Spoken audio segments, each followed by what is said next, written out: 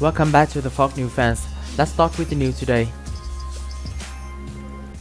China set to loosen credit, but economic woes may be too deep for quick turnaround.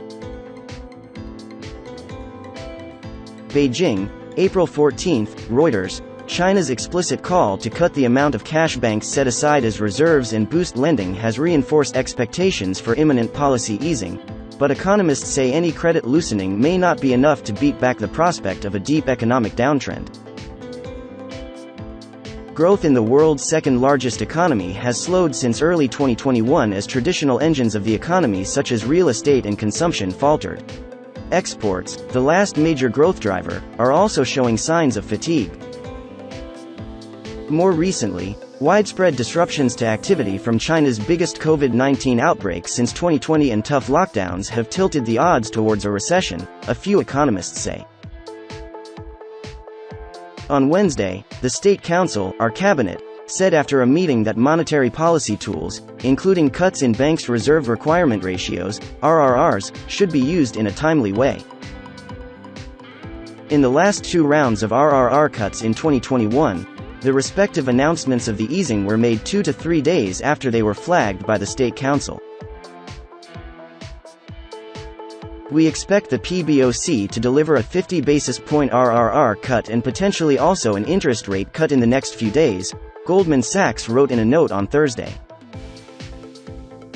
Most private forecasters now expect an RRR cut of 50 basis points, BPS, which would free up more than 1 trillion yuan, $157 billion, in long-term funds that banks can use to boost lending.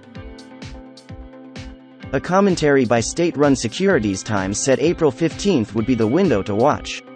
China on Monday will report March data for industrial production and retail sales, which are expected to reflect the impact from COVID curbs, as well as first-quarter gross domestic product, GDP. But some analysts cast doubt on the effectiveness of an RRR cut now, due to a lack of demand for credit, as factories and businesses struggle while consumers remain cautious in a very uncertain economy.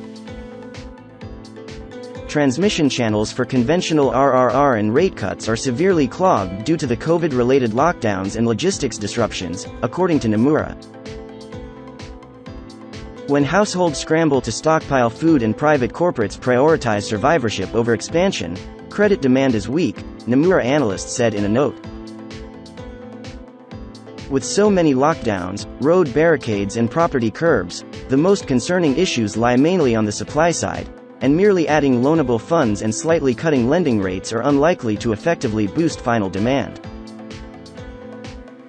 Nomura says China is facing a rising risk of recession, with as many as 45 cities now implementing either full or partial lockdowns, making up 26.4% of the country's population and 40.3% of its GDP.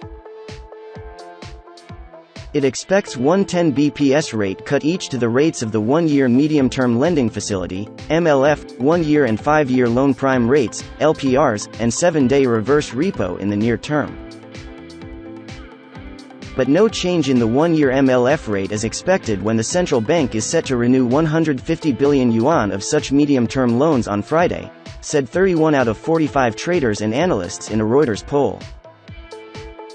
Since a flurry of cuts to key rates in January, China has kept its benchmark 1-year LPR unchanged at 3.70% and its 5-year LPR steady at 4.60%.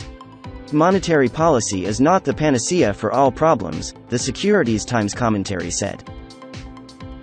Unblocking supply chains and industrial chains, allowing enterprises to get orders, and allowing people to have income would be the only way the cash flow of the real economy be improved and a turnaround be achieved naturally. This is the end of our news today. Thanks for watching and see you next time.